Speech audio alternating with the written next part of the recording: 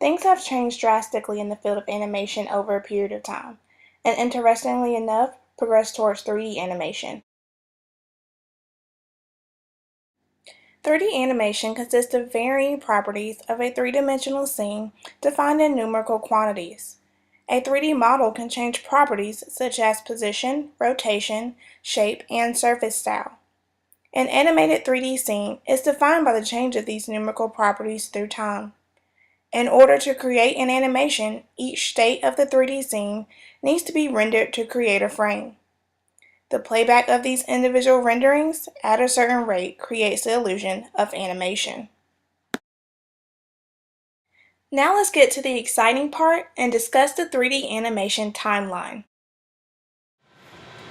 In July of 1985, Sexy Robot was one of the first CG television advertisements, which featured a robot-like character made of shiny metal that behaved and moved just like a human.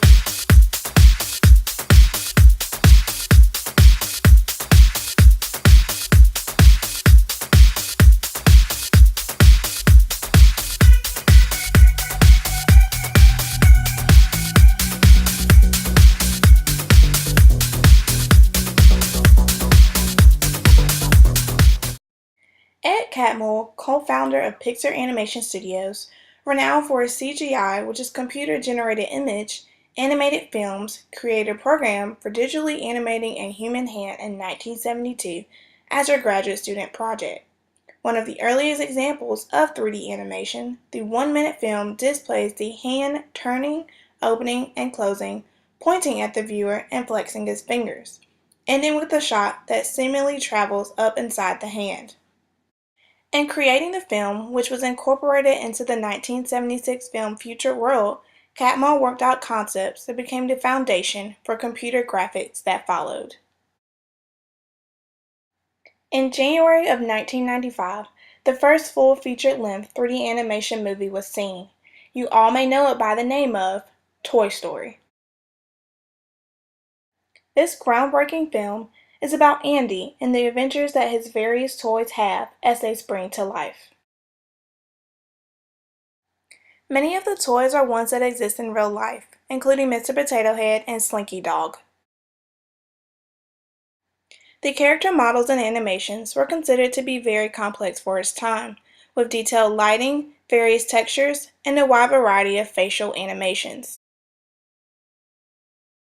In July of 1996, Nintendo revolutionizes 3D animation in video games by creating the first successful 3D platformer that featured a dynamic camera, Super Mario 64.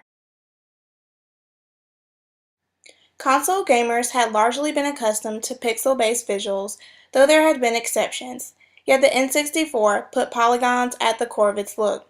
When Super Mario 64 launched with this new hardware, it did, with little exaggeration, change the face of gaming. From the opening screen, in which you could manipulate Mario's face, to the beginning of the game outside Peach's castle, it was immediately clear that this title would herald a new era in platforming. With a free camera and fluid movement, Mario could long jump, climb trees, punch, and more in fully 3D stages. In November of 2011, a game called Skyrim was created. This is a great example of how far we've come in 3D animation as well as graphics. The graphics, quality, detail, and textures used in Skyrim are mind-blowing. When comparing the graphics in this as opposed to Super Mario 64 or other 3D games, we can really see how far we have come in such a short time.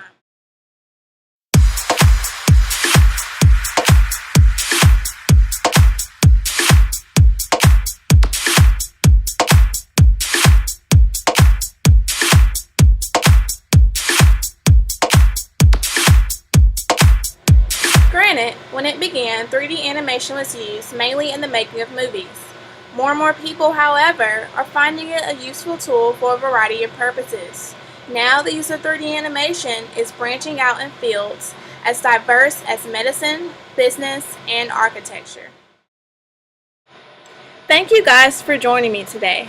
I hope you had as much fun learning about 3D animation as I did, and I hope it actually interests you in going to look for some things that you may not have learned here. Although I did cover a lot, I know there's a lot more to go, so thank you. Bye!